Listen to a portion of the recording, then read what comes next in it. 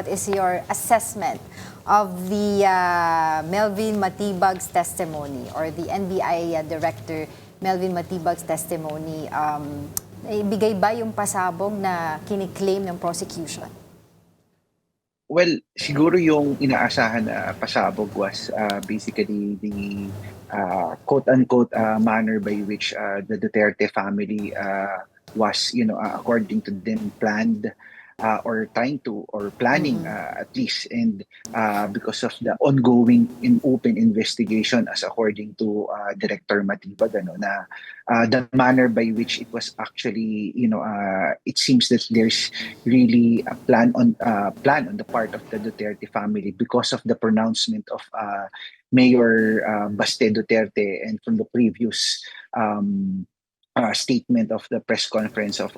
VP Sara. But on the other hand, when we look at it as such, when he was basically being cross-examined, also I think that the defense was able to prove basically a point, since that according to the defense and the manner by which the defense argues is that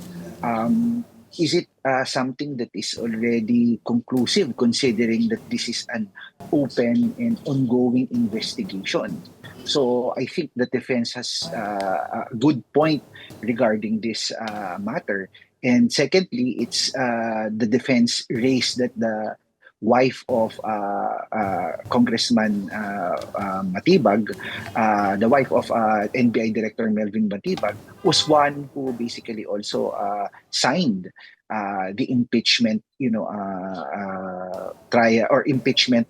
case with regard to VP Sara. So it's really about also the manner by which the defense has successfully or able to, debunk and tested the credibility of the NBI director.